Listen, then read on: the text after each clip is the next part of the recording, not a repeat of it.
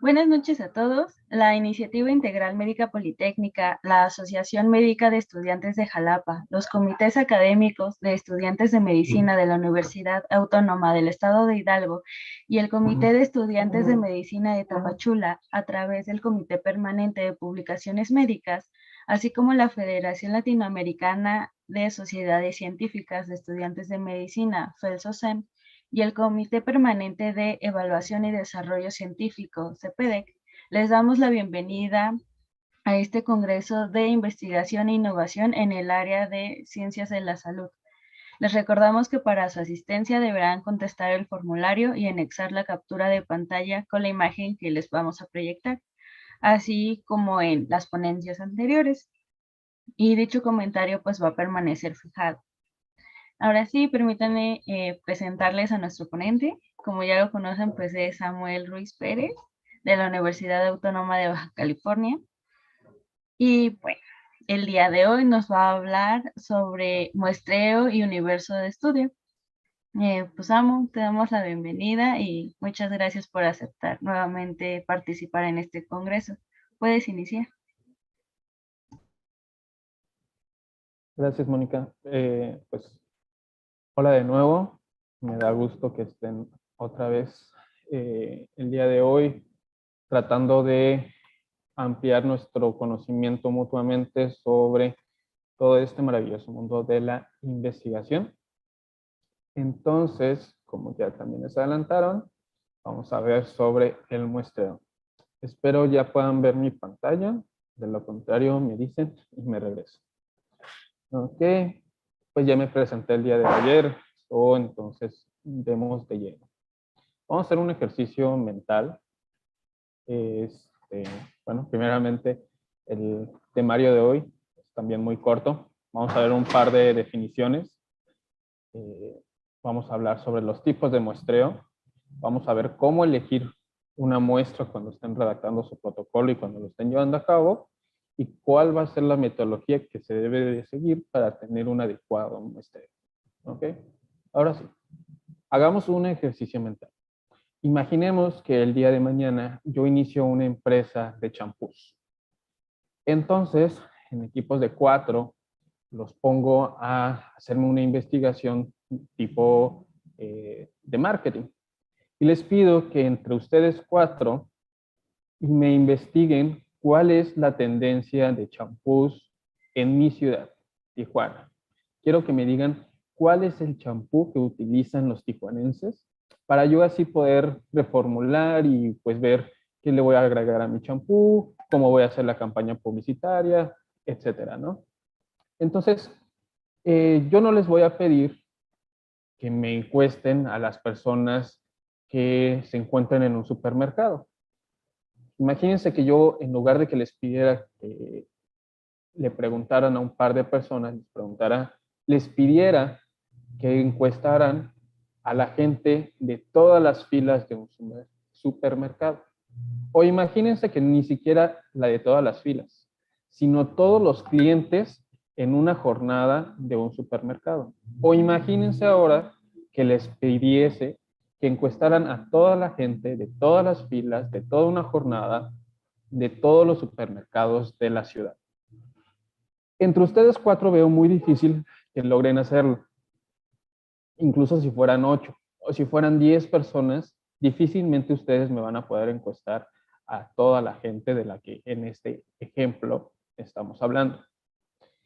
Si ustedes tuvieran la capacidad de encuestar a cada uno de los ciudadanos para ver qué champú utilizan, lo que ustedes estarían haciendo es un censo. Los censos a los que más estamos acostumbrados son a los que hace el INEGI, los que se hacen a nivel nacional, para saber cuántos somos. Pero para fines de estadística y de metodología, cuando nosotros estamos hablando de la información de todo un grupo, esa información se le conoce como un censo, que incluye a todos. Cuando esta información o la información que estoy utilizando no viene de todos, sino de cierta cantidad de casos, Yo lo que estoy hablando es de un muestreo. Y no es lo mismo un censo que una muestra. Porque como ya dije, el censo los incluye a todos y la muestra no necesariamente. Ok, ustedes cuando estén haciendo una investigación van a tener un grupo de personas que van a ser perfectas para su investigación. Van a tener las características que ustedes necesitan. Y es por ello que son perfectas, porque tienen las características que pues pudiéramos llamarle las variables que vimos ayer. Y estas variables pueden ser cualquiera. Aquí hay unos pequeños ejemplos que son los más comunes. La edad, el peso, el sexo, la etnia, la comunidad, pero en sí puede ser cualquier variable que ustedes estén buscando. Que son diabéticos o que no son diabéticos, si son hipertensos, si tienen alguna enfermedad, si utilizan tal o cual medicamento, etc. Recuerden que como en toda la investigación, no solo se investigan personas y enfermedades, se puede hacer investigación de todo. Se puede hacer investigación en animales, se puede hacer investigación en células, se puede hacer investigación en agua, en suelos, en lo que sea. Y las cualidades de estos pueden ser cualquier cosa, como ya vimos ayer.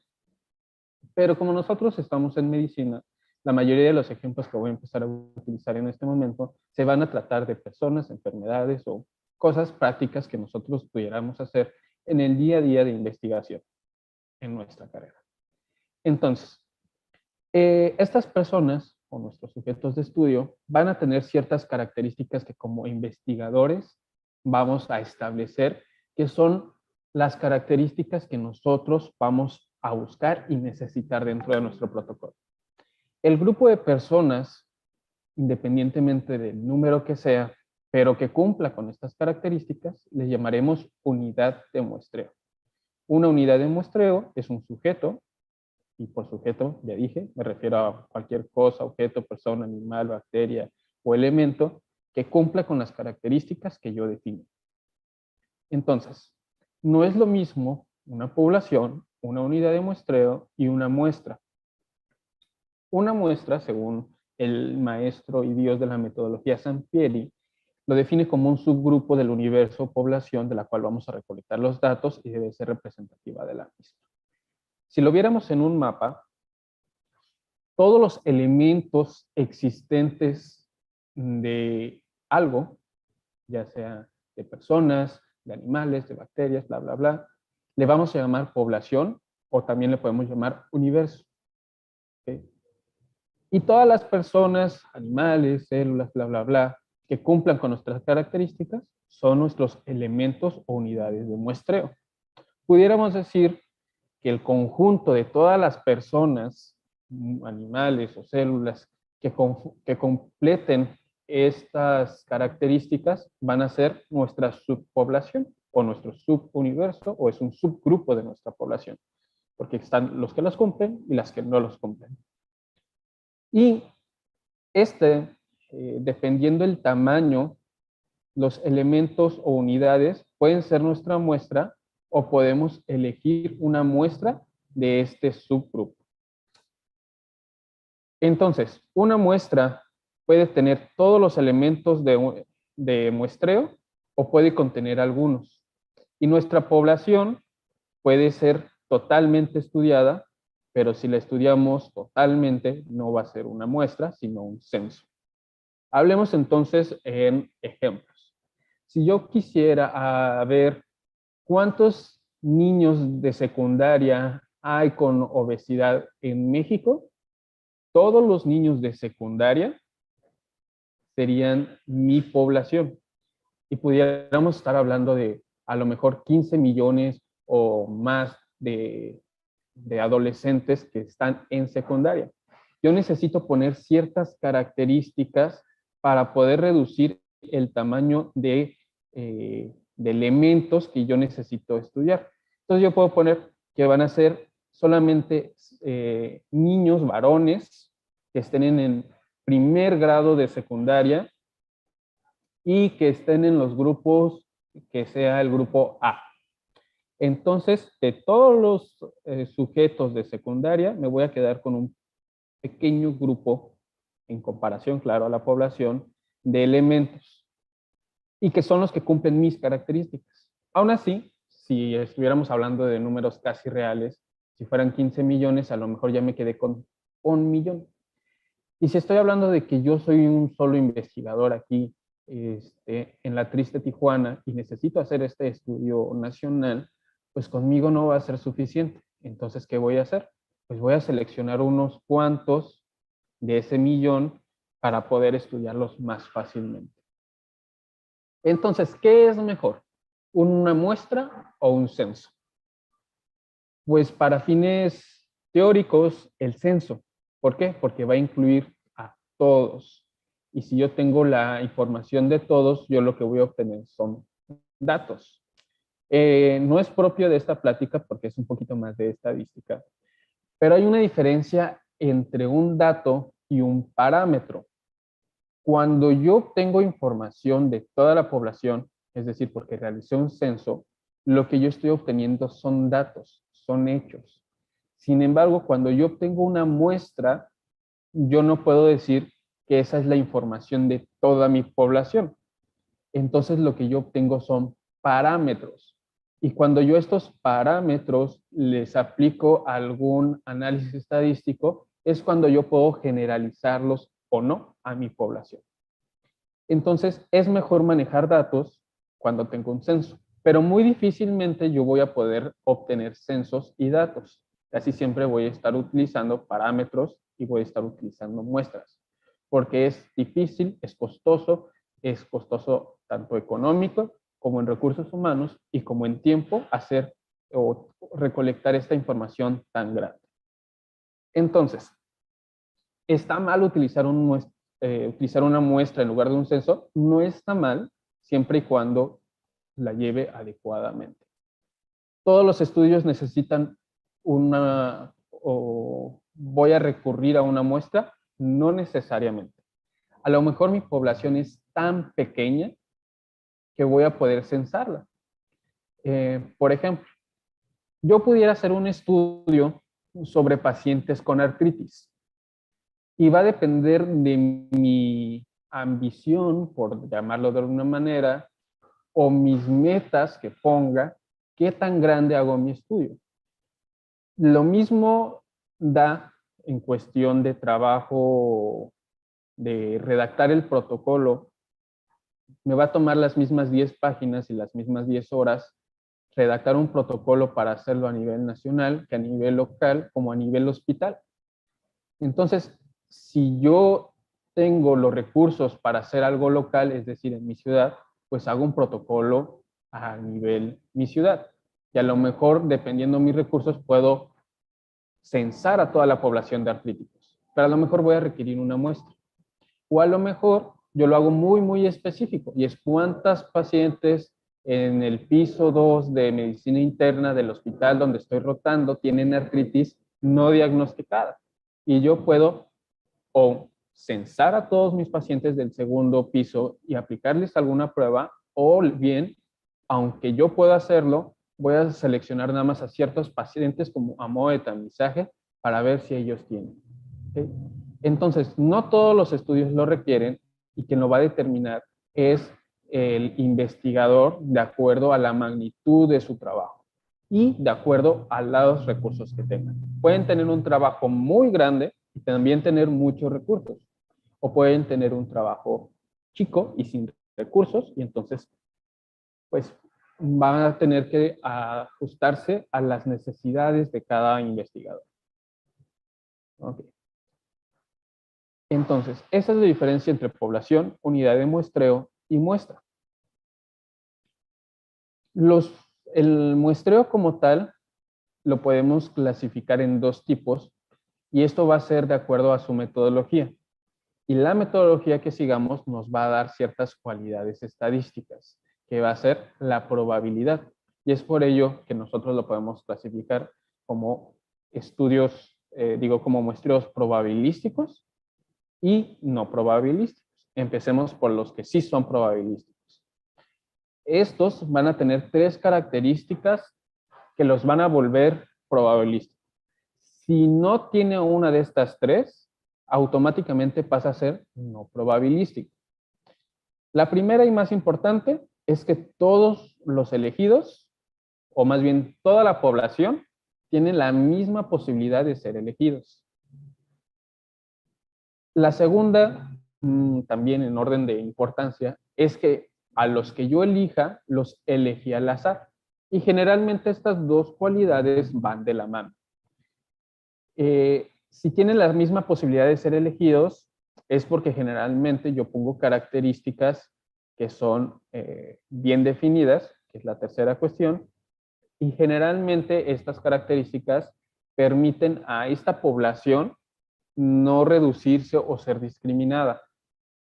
Y al mismo tiempo, cuando yo los selecciono al azar, le permite a todos los participantes que puedan ser elegidos sin algún tipo de discriminación. Y para este punto, discriminación no me refiero a la racial o a, sí, a la racial, que es la que generalmente se acostumbra a utilizar con esta palabra, sino a discriminación por parte del investigador porque se quiera hacer o se quiera sesgar de una u otra forma, intencionada o no.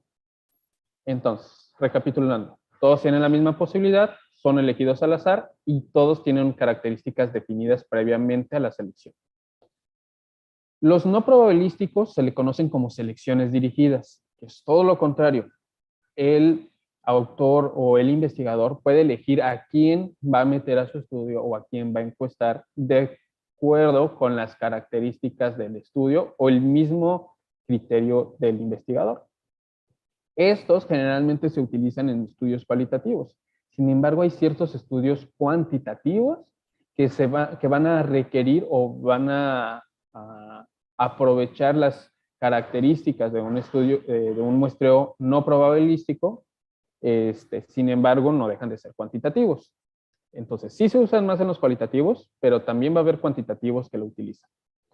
Aquí el error estándar es muy difícil de medirse, precisamente porque no fueron elegidos al azar y porque el investigador los eligió. No se puede estandarizar y por tanto medir el error es difícil o casi imposible. Si nosotros no podemos determinar cuál es el error estándar en una investigación, no podemos tener mucha confiabilidad que se ve representada por la validez interna. Cuando una investigación no tiene una adecuada validez interna, difícilmente va a tener una validez externa. Y por tanto, la validez externa, si no se tiene, no se puede generalizar. Entonces vemos cómo es una cascada. Si yo no tengo un muestreo probabilístico, yo no voy a poder determinar si mis resultados están sesgados por mi método de selección de los pacientes. Si yo no puedo determinar qué tanto sesgo hay por esa selección, yo no voy a poder garantizar una validez interna, por tanto no voy a poder garantizar una validez externa y por tanto no lo voy a poder generalizar. Eso no es necesariamente malo, simplemente es una característica del muestreo no probabilístico. Y ahorita vamos a ver que cuál es el tipo de muestreo que nosotros debemos elegir de acuerdo al alcance. Pero sepan algo, generalmente nos suelen vender la idea de que los estudios con un muestreo probabilístico son los mejores, que si un estudio tiene un muestreo no probabilístico, en automático pasa a ser chaquita o malón, pero no necesariamente. De hecho, si nosotros tenemos un estudio con unas características de cualitativo y forzamos a un protocolo, a un muestreo probabilístico, probablemente termine dándonos los resultados que nosotros no necesitamos. Entonces, probabilístico no es sinónimo de excelencia o de que es un buen trabajo. Siempre hay que saber identificar el tipo de trabajo con las necesidades del trabajo y la metodología necesaria para ese trabajo. Entonces, ¿cuál elijo? Pues va a depender del alcance. Los estudios exploratorios generalmente van a requerir un muestreo dirigido. Como yo no conozco el tema o porque no hay información y apenas voy a dar mis primeros pasos ciegos, pues necesito acudir a lo que más o menos conozco. Entonces voy a seleccionar los casos que me permitan reunir la información para encontrar más o menos un marco teórico que me permita avanzar con los siguientes niveles de investigación para hacer algo descriptivo, algo cuantitativo, no cuantitativo. En los estudios experimentales pasa algo muy interesante, y es que esto se va a depender o va a tener que ajustarse al contexto del experimento.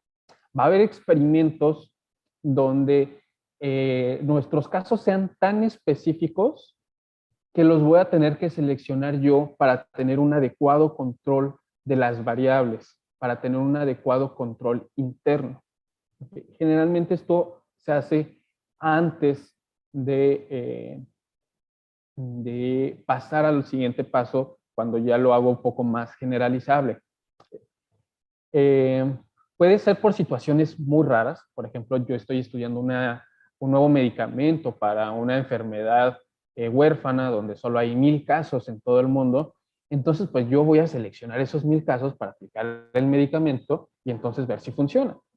Entonces, esto es un muestreo dirigido, porque a lo mejor no lo hago en todos los pacientes, pero sí yo lo selecciono porque tienen esa característica. Por otro lado, si yo estoy haciendo un nuevo medicamento para la diabetes, bueno, pues ya hay muchos diabéticos y puedo seleccionar unos cuantos diabéticos para ver cómo les va. Si se dan cuenta, esto también se relaciona mucho con las fases experimentales, por ejemplo, de medicamentos o de vacunas, donde primero seleccionamos a un cierto tipo de pacientes y luego ya lo extendemos, ¿ok? Entonces, como pueden ver, un estudio experimental se tiene que ajustar a la fase y a las características de su contexto para ver si hago un muestreo dirigido o uno probabilístico no dirigido, ¿ok? Y cuando tenemos un estudio descriptivo o cuando tenemos uno de correlación o uno de causalidad, voy a recurrir a un muestreo probabilístico, porque como yo necesito encontrar una relación entre mis variables, yo necesito que después se exteriorice o se generalice. Y si yo no utilicé un muestreo probabilístico, esto no lo voy a poder hacer. Hablemos entonces de la metodología para los distintos muestreos. El más importante para fines de metodología es el muestreo probabilístico, ¿ok? Porque este sí tiene un rigor metodológico que seguir. Y en sí son 2 pasos los cuales nosotros necesitamos entender. Antes de hablar de esos 2 pasos, necesitamos tener en cuenta que existen 3 errores muy comunes que podemos cometer en cualquiera de estos 2 pasos y que debemos de estar bien conscientes desde el principio para no cometerlos. Primero es desestimar o no elegir casos que deberían ser parte de la muestra. Por ejemplo, si yo estuviera haciendo un estudio de VIH y yo entonces quisiera saber cuál es la prevalencia de uso de condón en pacientes con alto riesgo, pues entonces yo debería incluir a hombres que tienen sexo con hombres, trabajadores sexuales, usuarios de drogas, etcétera, etcétera, que sé que tienen factores de riesgo para tener VIH, ¿no? Pero a lo mejor a mí se me olvida que hay algún grupo vulnerable y no lo incluyo. Por ejemplo, no incluí a los hombres que tienen sexo con otros hombres. El hecho de que esas personas con factores de riesgo no entren en mi estudio significa que mi estudio va a tener un sesgo porque no estoy teniendo en cuenta a toda la población con factores de riesgo. ¿Okay? Eso ya es un error y es un sesgo. Otro error sería incluir casos que no deberían estar porque no forman parte de la población. A lo mejor mi estudio es en personas de mi ciudad. Quiero ver en la zona rosa de mi ciudad cuál es la prevalencia de uso de condón. Y yo meto casos de San Diego, o meto de otras 2 ciudades, o meto de otros estados o de otros países. Esos pacientes, aunque tienen factores de riesgo, no pertenecen a mi población de estudio, porque mi población de estudio es Tijuana, es la zona norte. Entonces, cuando yo los meto, va a modificar todas mis métricas y por tanto voy a tener resultados que no son válidos y que no voy a poder generalizar. Porque a lo mejor resulta que en mi ciudad la prevalencia anda, no sé, en el 70%, mientras que en California está en 20%, ¿no? Entonces, me va a modificar mi media y todos mis valores estadísticos, y cuando yo lo reporte, lo que yo reporte va a estar mal, ¿no? A lo mejor puedo reportar que el 50% de la población lo utiliza, cuando verdaderamente era el 70%. Y finalmente, seleccionar casos que son verdaderamente inelegibles. Por ejemplo, yo estoy haciendo este estudio a través de una encuesta y meto pacientes que no tienen, que son menores de edad o que son niños vírgenes. Porque a lo mejor dirán, ay, es que hay niños que también. O sea, sí, pero estamos hablando de casos que no van a representar verdaderamente lo que yo estoy buscando, ¿no? Es por ello que debemos de tener en cuenta estos tres errores comunes para evitarlos y que nuestro muestreo desde el momento de la concepción esté bien hecho.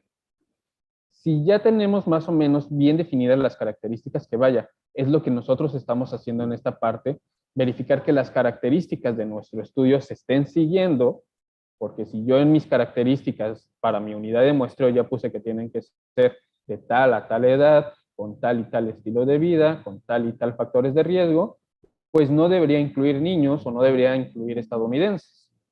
Pero bueno, entonces, ¿qué pasos voy a tener que seguir una vez que ya haya realizado o que ya haya definido bien mis características? Bueno, pues es determinar el tamaño de mi muestra.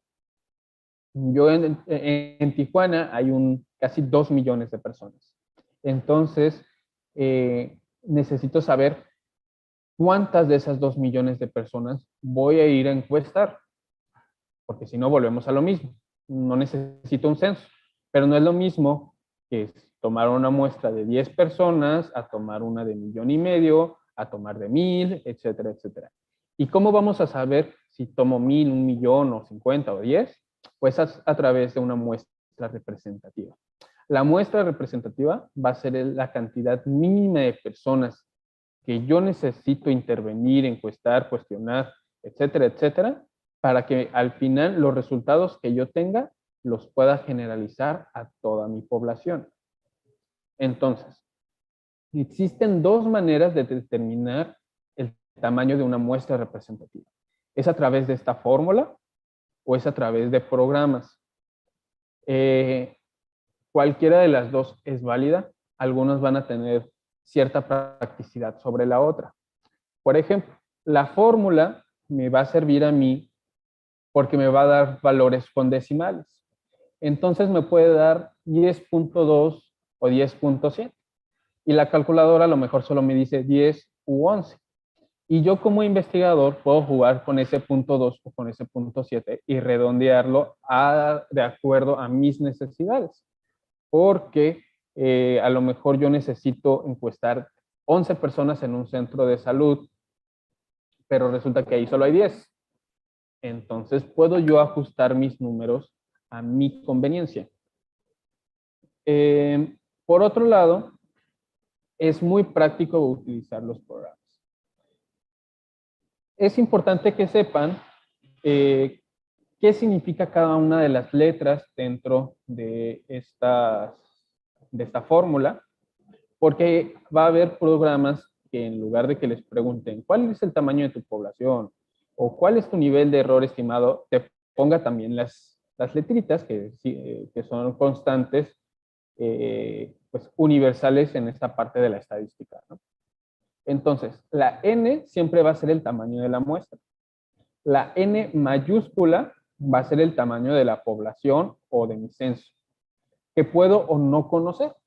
Por ejemplo, yo sé cuántos habitantes hay en Tijuana, pero a lo mejor no sé cuántos usuarios de drogas hay. Entonces, ¿lo puedo conocer o no? ¿Okay? Y va a haber fórmulas específicas para cuando conozco mi población y para cuando no la conozco. Cuando no conozco el tamaño de mi población o de mi universo, se dice que es para una población infinita, porque para fines de estadística, si no lo conozco, pues así como puede haber uno, puede haber 1,000 y puede haber infinita cantidad de esos elementos. Cuando yo lo conozco, se le conoce como fórmulas para población finita, ¿ok? Entonces, si la conozco, es finita, si no la conozco, es infinita.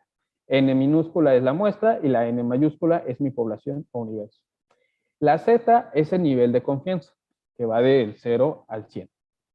¿Okay? Generalmente, los estudios en medicina se trabajan con un nivel de confianza del 95%. Va a haber estudios, por ejemplo, de psicología o sociología que manejan un nivel de confianza del 90%. Y cuestiones de ingeniería o cuestiones que se les conoce como de muy alta vida o muerte en medicina manejan un nivel de confianza del 99%. El nivel de confianza generalmente lo vemos reflejado en el error de estimación, que es la E, que el nivel de error va a ser la contraparte del nivel de confianza. Si nosotros tenemos un nivel de confianza del 99, pues nuestro nivel de error va a ser del 1%. Si tenemos uno del 95, pues nuestro error de estimación va a ser del 5% y así sucesivamente. Esto se puede ver medido en porcentaje, es decir, 100%, o se puede ver por unidad, que es el 1. ¿Okay? Y la famosa P, que es la de significancia del 0.05, no es más que hablar sobre el error de estimación. Es por eso que cuando manejamos el nivel de error en 5 y nuestro nivel de confianza en 95, la P, para que la tomemos como algo significativo, es del 0.05. ¿Okay? Cuando nosotros tenemos un error de estimación menor del 0.05 o del 5%, consideramos que algo es válido o estadísticamente significativo. Y por el contrario, si el error de estimación es por arriba del 0.05 o del 5%, consideramos que no es estadísticamente significativo y consideramos ese resultado como no utilizable o incorrecto o que debemos omitir su uso. ¿Okay? Luego nos queda la P y la Q, que es lo más infrecuente que nosotros estemos relacionados, que es la probabilidad a favor y la probabilidad en contra. Va a haber cosas que nosotros sabemos cuál es la probabilidad de que suceda. Por ejemplo, podemos saber cuál es la probabilidad de que nuestro paciente sea diabético. Y esto se va a ver a través de la prevalencia de enfermedades, por ejemplo. Si sabemos que la prevalencia de diabetes en adultos mayores de 40 años es de el 40%, por ejemplo, entonces nuestra probabilidad a favor es del 40 o de 0.4. Y nuestra probabilidad en contra es lo contrario. Significa que si nuestra probabilidad a favor era de 40, nuestra probabilidad en contra es del 60. En caso de que no supiéramos la prevalencia, nosotros debemos dejar como el 50-50. 50% de que sí sea diabético y 50% de que no sea diabético. Nuestro estudio va a ser más fino si nosotros tenemos este valor de probabilidad, pero va a existir situaciones en las cuales lo desconocemos y por tanto vamos a tener que recurrir al 50-50 y no significa que sea malo o que nuestro estudio va a estar mal. Simplemente hay situaciones en las que se desconocen, sobre todo en cosas poco estudiadas. Como ya les había dicho, pueden recurrir a calculadoras que ya están en línea, que pueden estar también en sus programas de estadística. La más común es Stats, que es de acceso abierto. De hecho, hay una aplicación para celular que de hecho la utilizo y sí es bastante confiable para determinar el tamaño de su muestra. Yo personalmente lo que hago es que calculo el tamaño de mi muestra con la fórmula y lo verifico con la calculadora. ¿Para qué? Pues para precisamente lo que ya les había comentado, para ver cómo puedo yo jugar con esos números. También pueden utilizar calculadoras de universidades, que también es otra cosa que les recomiendo mucho, pues porque se ve muy padre en su protocolo que escriban. De acuerdo a la calculadora de la Universidad de Barcelona, nuestra muestra representativa, bla, bla, bla. ¿Ok? Es una calculadora que ustedes pueden referenciar como una cita. Dentro de los muestreos probabilísticos vamos a tener otros dos muestreos que nos permiten hackear el sistema, que son la probabilidad el muestreo estratificado y el muestreo por racimos. El muestreo estratificado nos va a permitir tener un muestreo de mejor calidad cuando nosotros vamos a muestrear algo que tiene subgrupos. Y además estos subgrupos generalmente no van a tener una proporción homogénea. Por ejemplo, las religiones en México, la proporción de católicos, budistas, judíos y protestantes no va a ser la misma. Y si yo hiciera un estudio sobre religiones con los ojos cerrados y voy y pregunto, no voy a obtener una buena respuesta. A lo mejor no me encontrará ni un solo budista.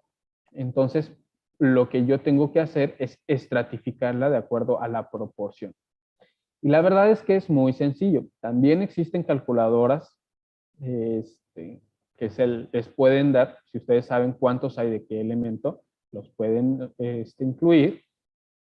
O también pueden utilizar esta fórmula, que se puede ver muy compleja, pero la verdad es que es muy sencilla y se las explico. Ustedes van a necesitar calcular la constante FH, que no es más que dividir el tamaño de nuestra muestra representativa entre el tamaño de nuestra población total. Y esto nos va a dar la constante. Para este ejemplo, por ejemplo, tenemos distintos tipos de empresas, pero vemos que cada tipo de empresa tiene un valor distinto o una cantidad distinta de empresas, digamos, en Tijuana otra vez, ¿no? Yo sé que hay 1,176 empresas en Tijuana, pero de esas 1,176, 110 son de eléctricos, de 81 son de automotrices y así sucesivamente, ¿no? Yo ya utilicé mis fórmulas y ya utilicé mis calculadoras para saber que yo no necesito encuestar a las 1,176 empresas, yo solo necesito encuestar 298. Entonces divido 298 entre 1,176 y me va a dar mi factor FH, que para este ejemplo sería 0.2534, ¿no? Y lo único que me queda hacer es multiplicar mi constante por la cantidad de empresas que da. Entonces multiplico mi constante por 53 y me da 13. Mi constante por 109 me da 28 y así lo hago con cada uno de mis subgrupos o mis subelementos. Y si ustedes hacen el experimento, la suma de esta columna, que es el resultado de la constante por cada una de estas, va a ser igual a nuestra muestra representativa que habíamos calculado. Y listo. Ahora sé que de mis 298, yo no voy a agarrar 53 de extractivo y siderúrgica. Solamente voy a encuestar 3. Y de metal mecánico no voy a encuestar a las 100, porque de las 100 sería la mitad de mi muestra representativa. Solo voy a encuestar 28. Y mi muestra va a ser muy representativa de cada una de ellas. Hay otro tipo de muestreo que ya les había mencionado, que es el de racimos. Va a haber incluso situaciones donde la cantidad de unidades muestreales que existen en nuestra población es tan grande o porque están demasiado dispersas para nuestros recursos que nosotros podemos submuestrear. ¿Okay? Podemos buscar en ciertos, le llamamos posibles racimos, a lugares donde nosotros podemos encontrar a nuestras unidades. De tal manera que si yo quiero encuestar a adolescentes, pues puedo encuestar en antros, porque sé que ahí va a haber adolescentes. O si voy a encuestar niños, puedo encuestar en escuelas. Si voy a encuestar borrachos, a lo mejor en el estadio de los cholos, y así sucesivamente, ¿no? Yo también tengo que saber cuál va a ser mi muestra representativa al inicio de este muestreo. Y es muy sencillo hacerlo. Yo voy a tomar, por ejemplo, si lo voy a hacer en adolescentes, voy a agarrar todos los antros de mi ciudad, los voy a etiquetar y voy a sacar uno de cada colonia, ¿no? Entonces agarro mi tómbola de la primera colonia y sale las pulgas, ¿no? Tomo la siguiente colonia, hago mi tómbola y sale la cueva del peludo, ¿no? Y entonces si yo tenía 100 antros para encuestar, ahora ya solo tengo 5 y ya puedo hacer. Lo mismo puedo hacerlo con los estados de la República si es que tuviera que hacer un estudio nacional o con los municipios y así sucesivamente. Pero el chiste es de que si yo tengo varios elementos, voy a aleatoriamente seleccionar cierta cantidad de ellos y de ahí voy a sacar mis muestras. Y sigue siendo representativo porque cumple con las características de un muestreo probabilístico. Todos los elementos tienen la misma probabilidad de ser elegido y todos los elementos fueron elegidos al azar. con características ya definidas. El muestreo por racimos se puede combinar con un estratificado y el estratificado con uno de racimos. Eso va a depender de nuevamente, de nuestros recursos. ¿Okay? El segundo paso ya es seleccionar los casos. Y como dijimos, tiene que hacerse al azar. El método más tradicional que hacía el abuelo del abuelo del abuelo de Sampieri era meter todos en un papelito, en una tómbola y sacarlos, ¿no? Hoy en día tenemos alternativas a la tómbola, que es preguntarle a Google, hey Google, dame un número al azar. Generalmente cuando nosotros vamos a hacer un muestreo, deberíamos tener un censo o una lista de quiénes o qué vamos a encuestar. Y sabiendo que no los vamos a encuestar a todos, les asignamos un ID, un número, etcétera, y ese número o ese valor de la tómbola es el que voy a sacar, ¿no? Entonces, si les asigné un número, yo le digo, hey Google, dame un número al azar y me dice el 32, ¿no? Entonces agarro 32, es Juan Miguel del segundo A y ahí lo voy a encuestar. Y si yo tengo que encuestar a 200 chamacos, pues sí.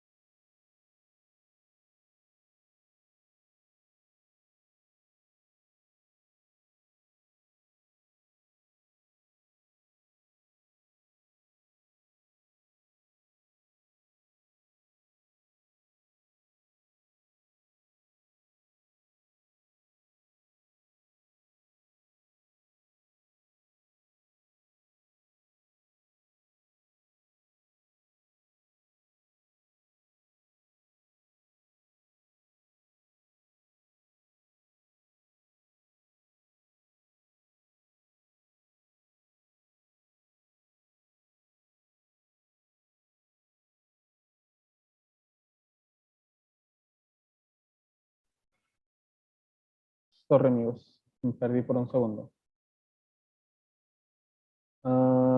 Chicas organizadoras,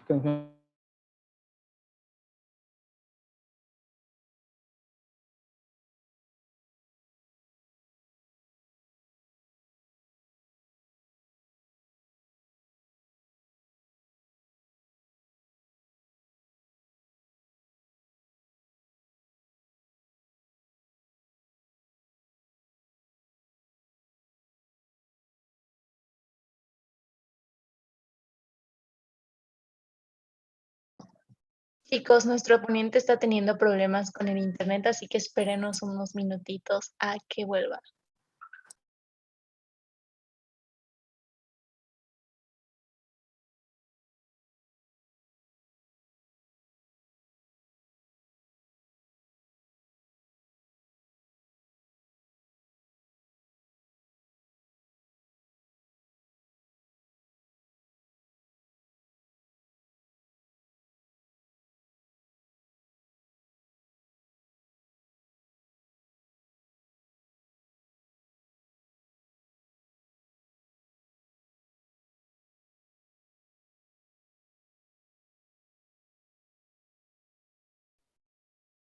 listo, ahora sí, segurito que no me corto. Ya para casi terminar, les decía que ustedes pueden utilizar una tómbola o cualquier método para seleccionar los casos al azar.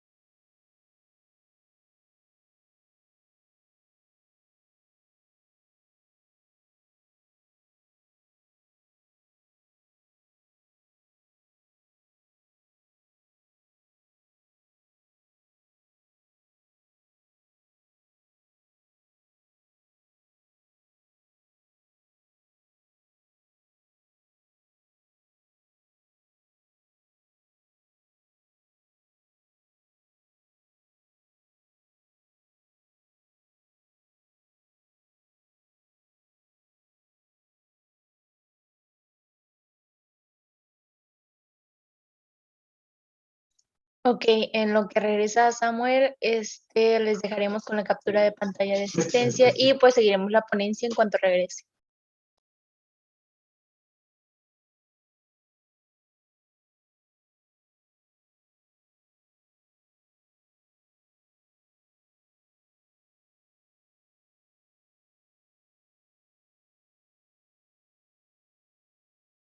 Disculpen, esa no es.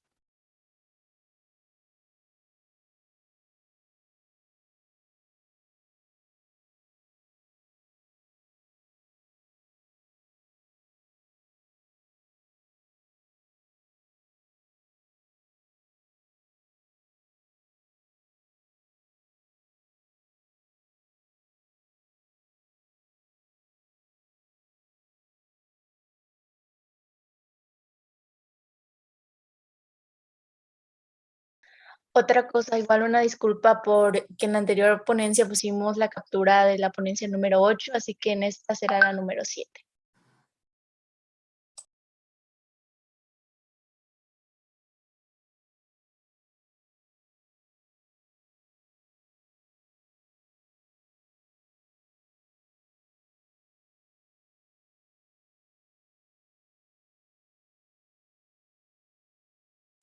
De igual manera, si tienen dudas, pues pueden comenzar a anotarlas en el chat y pues ya al final serán respondidas.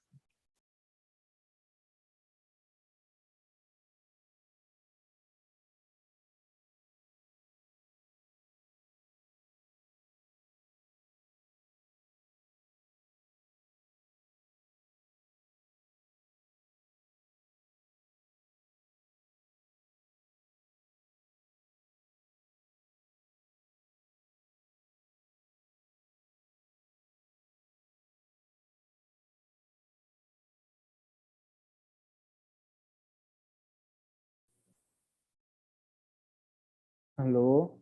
De casualidad, ¿me oyen? Sí te escuchamos, Amo. Ya me conecté con mis datos, ya no hay posibilidad de error.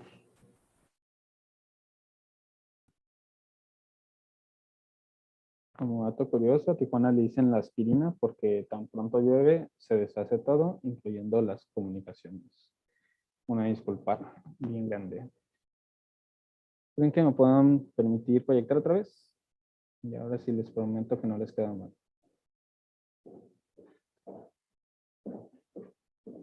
Ahí lo pueden ver.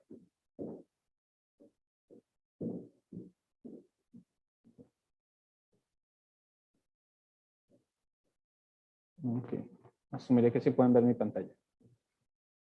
Les decía que para el sistema de selección de elementos muestrales de forma matemática hay que hacer el proceso inverso de que habíamos hecho con un muestreo estratificado. Aquí vamos a dividir el número de nuestro universo entre el número de nuestra muestra y nos va a dar un número que sería la constante K.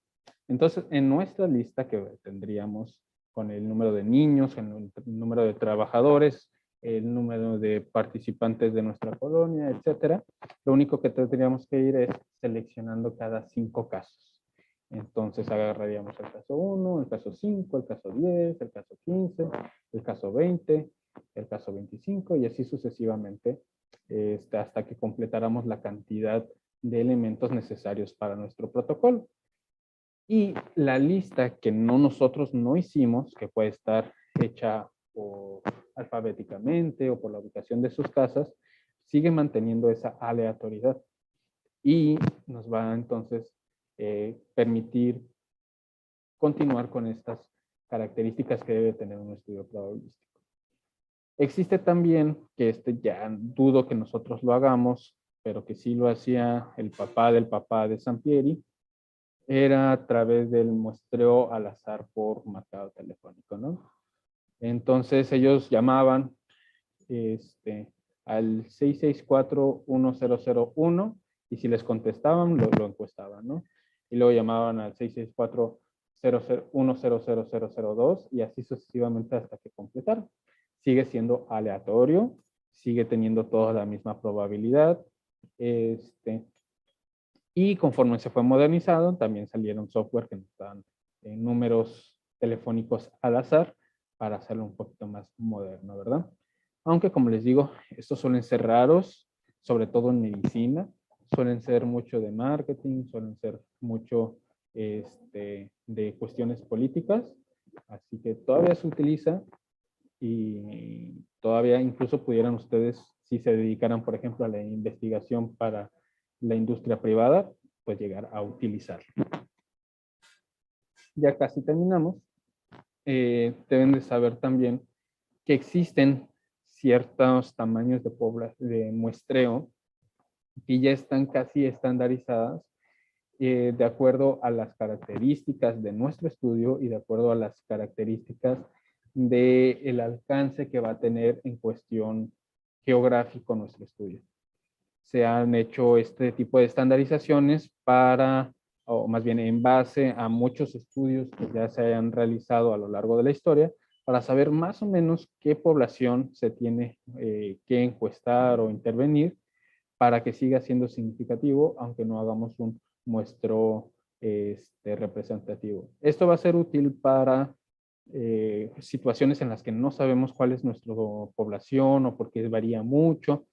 Entonces, podemos ver, por ejemplo, si nosotros estamos haciendo un estudio médico, pues entonces, si es nacional, vamos a requerir, pues, por lo menos a 1000 personas. Si fuera regional, pues unas 500. Ahora bien, también puede depender del número de subgrupos que incluya. Si no lo vamos a estratificar, pero sabemos que hay subgrupos dentro de nuestra población, pues si es un estudio nacional con menos de 5, pues de 1000 a 1500, si es regional de 200 a 500, pero si tienen entre 5 y 10, pues de 1500 a 2500, y así sucesivamente, ¿no? Va a depender también el tipo de unidad, si son personas, si son casas. Permítanme tantito. O les decía, o si van a ser organizaciones o instituciones. También va a haber tablas de acuerdo al alcance del estudio, si es transaccional, si es una encuesta, si es experimental, y así sucesivamente. Estas tablas no se recomiendan más allá del cálculo, es decir, el cálculo de nuestra muestra representativa siempre va a ser mejor. Pero esto puede ser un elemento pues que nos pueda proporcionar alguna ayuda en caso de que exista una situación que no nos permita realizar el cálculo. ¿Sí? Denme un segundo. Ahora, los muestreos cualitativos, es decir, van a tener cierta situación que no nos van a permitir garantizar las tres características de un estudio no probabilístico. Las verdecitas son las que se pueden encontrar en estudios cuantitativos exploratorios que se utilizan mucho en medicina. En las otras, las que son en azulitas, se pueden utilizar o son más utilizadas en estudios cualitativos para estudios generalmente más psicológicos o sociológicos, y las que están en color negrito se utilizan para estudios mixtos o tanto cuantitativos y cualitativos, pero en situaciones muy específicas. Se las voy a contar muy brevemente cada una de ellos.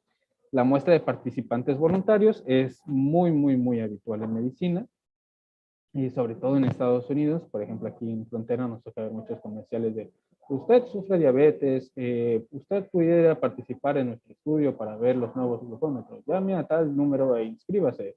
Se le dará $500 por participar y bla, bla, bla, ¿no? Aquí es también nos llamamos, para que suene más bonito en los protocolos, como estudio de convocatoria abierta, en la cual se hace o difusión de que va a haber un estudio y quien quiera participar y tengan las características de nuestro estudio, puede entrar y puede ser parte de nuestro análisis. Aquí el asunto es que no se están seleccionando de forma aleatoria. Por ello no es cuantitativo, aunque sí todos tienen la misma posibilidad de participar. Aunque esto también es subjetivo, ¿no? Por ejemplo, si yo mi difusión la hago a través de redes sociales, pues la gente que no tenga redes sociales no va a enterarse y por tanto no van a tener las oportunidades de entrar. Aquí entra mucha discusión sobre cuestión de alcance económico y de cuestiones, por ejemplo, raciales, etcétera, etcétera, ¿no? Entonces hay que ser muy cuidadosos cuando recurramos a este tipo de métodos para el muestreo. La otra es la muestra de expertos, que puede ser, por ejemplo, cuando yo voy a hacer un estudio exploratorio, descriptivo, y quiero ver qué sabe la gente que más sabe del tema para empezar a armar mi marco teórico, porque a lo mejor no hay artículos, por ejemplo, cuando empezó el COVID, a lo mejor todavía no existía ni siquiera el primer paper de COVID, pero yo si ya sospechaba que existía ahí como que una neumonía típica, pues junto a todos los neumólogos expertos y vemos qué sale, ¿no? Eso también se da mucho en las cuestiones sociológicas, cuando, por ejemplo, quieren ver cuestiones de sexo, de género, juntan a gente que sabe de ese tema y logran llegar a acuerdos, ¿no? La muestra de caso tipo es una donde yo sé qué tipo de casos necesito y los busco intencionadamente. Y los busco no de forma aleatoria, no hago un tamizaje, ¿no? Sino que yo utilizo algún mecanismo no aleatorio para saber si yo la voy a aplicar. Las muestras por cuota es las que más se utilizan en marketing o por cuestiones empresariales.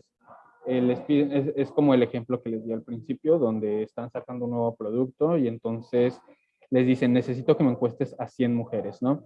Entonces se pueden ir a un centro comercial, a un parque, y les pueden decir solamente mujeres, o les pueden decir, quiero que me encuestes 25 mujeres de jóvenes, 25 mujeres adultas y 25 niñas y 25 ancianas, ¿no? Entonces se acerca una mujer y es una niña, entonces la encuesto y ya me faltan 24. Y así hasta que junte las que me pidieron de tal grupo. Si ya me completé con el grupo de ancianos, pues ya no encuesto más ancianas, ¿no? Entonces, una vez que cumple mi cuota, termino de encuestar y voy a tratar de que las características que me solicitaron sean las personas a las que me acerco. Existen el de muestra de diversa o máxima variación. Yo estoy estudiando a lo mejor depresión. Entonces voy a analizar casos muy leves de depresión y casos muy graves de depresión y los voy a comparar. Muestras homogéneas.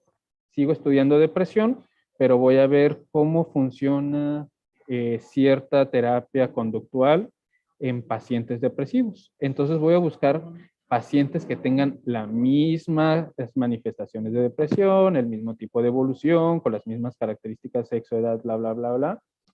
Pero como yo lo estoy seleccionando, no es aleatorio, pues no es probabilístico y necesito que todos sean igual para verdaderamente verificar.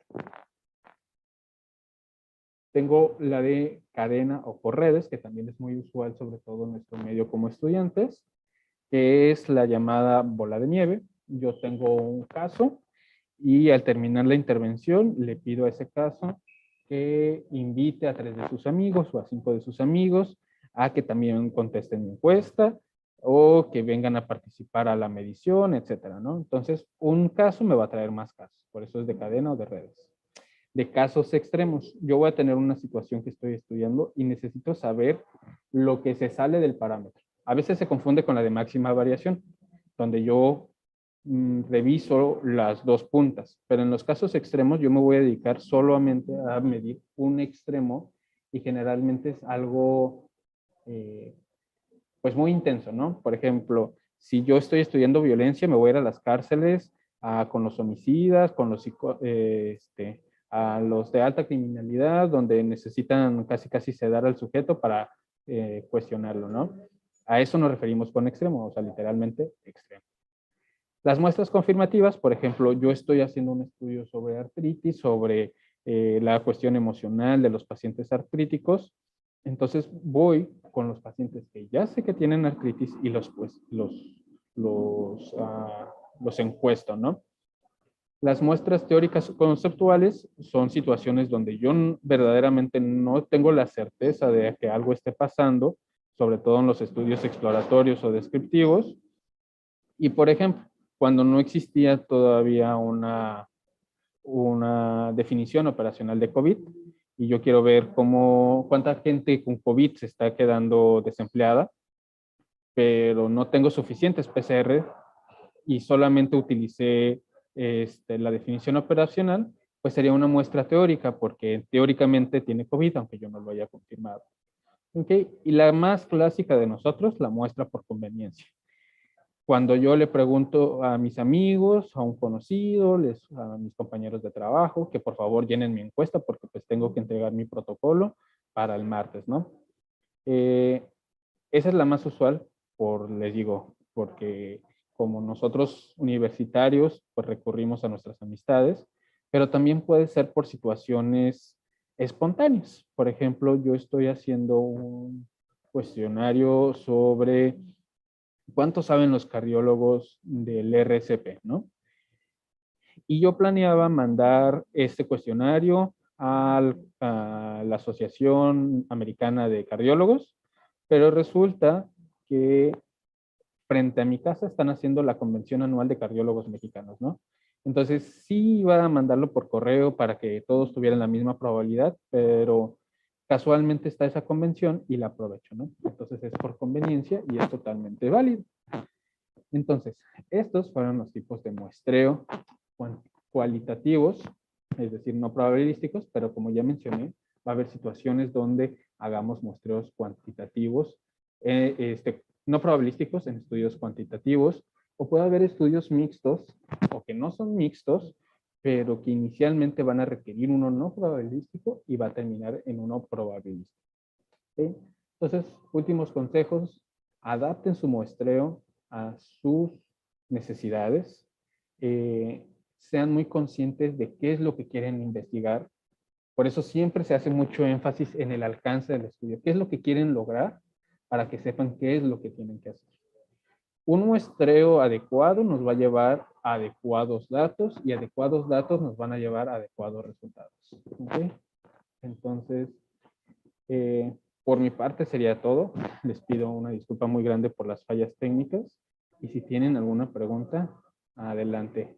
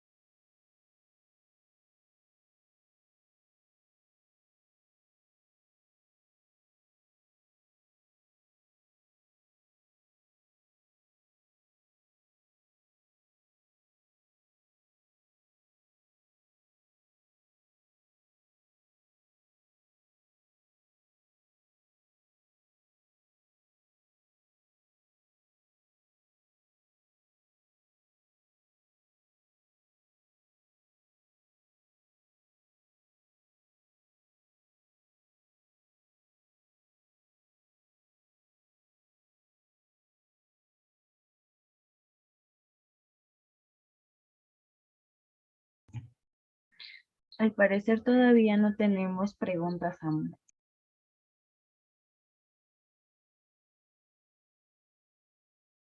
Ok, esperamos un ratito a ver si surgen y si no, ni modo.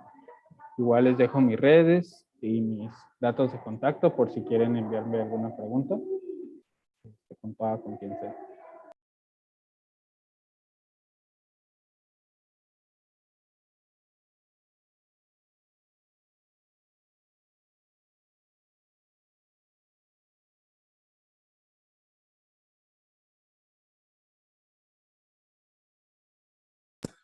Buenas noches, Samuel. Por el momento no hay preguntas de chat, sin embargo, pues, o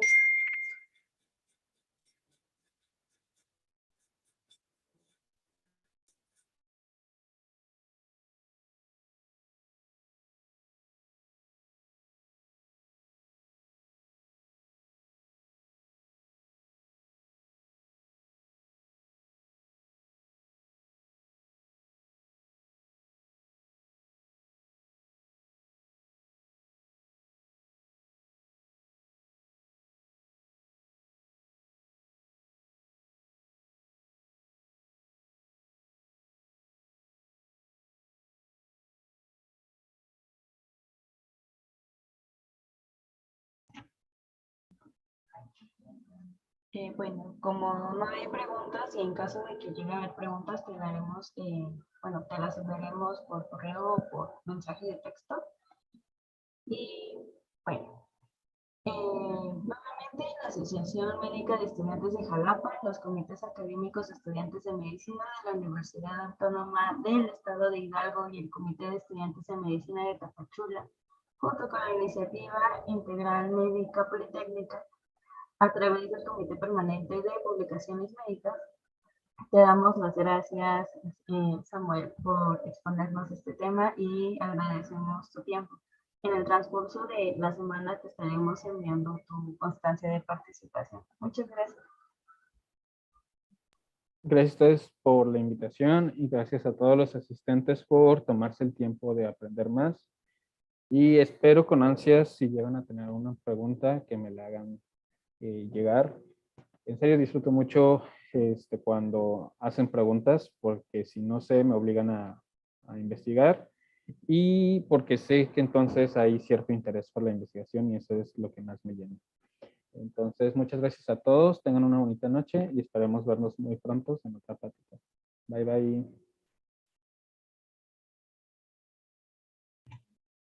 Sí, nada más para finalizar, les recordamos de que ya está lista la primera evaluación del primer bloque para que pasen a responderlo. Y de igual forma, el día de mañana se van a cerrar los formularios de asistencia de las primeras ponencias. Y eso sería todo. Buenas noches a todos.